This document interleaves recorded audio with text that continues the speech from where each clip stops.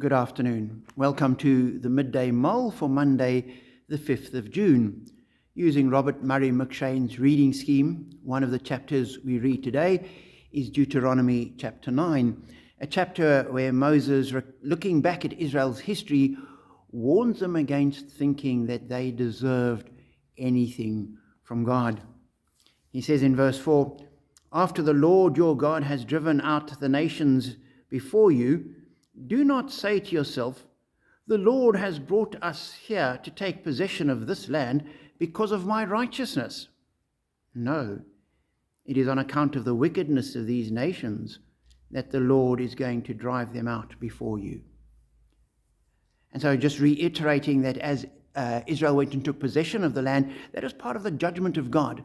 God had probably given some kind of commands and warnings to the nations. They'd ignored him, they turned away, and it was a corrupt and wicked society that needed to be judged. Evil and sin needs judgment. And the Israelites coming in to take the possession of the land, that was God's hand of judgment on the nations. And the Israelites are warned, don't think it was because you were good, because that's not the case. And then Moses goes on and recounts a number of the times that they got things wrong, turned away from God, challenged God, disappointed God.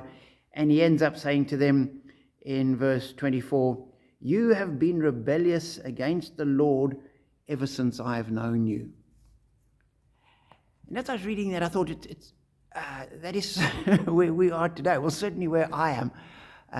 It's easy to think that what I have is because I deserve it, and it is absolutely not the case. What I have is because God is gracious. What I have is because God is generous. What I have is because God is loving. How much do I deserve? None of it. How much can I repay? Nothing. What did I need to do? Just accept it. And that's the great good news that Jesus comes with. He says, "Behold, I stand at the door and knock." Many people ignore his knocking, turn away, don't want anything to do with him. He respects their choice. But for those of us that open the door, we suddenly realize, all I've done is say, "Lord, please come." And I've done nothing to deserve it. Like the Israelites. We're just like them. We get things wrong time and time again.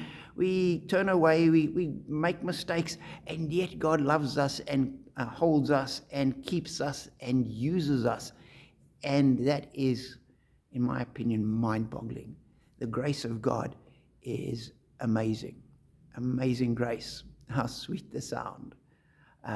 Absolutely. So be encouraged that you are loved despite yourself. I am loved despite myself. God is a God of grace, a God of love, a God of compassion who calls and uses us because he is gracious. Hold on to that and know that we are blessed.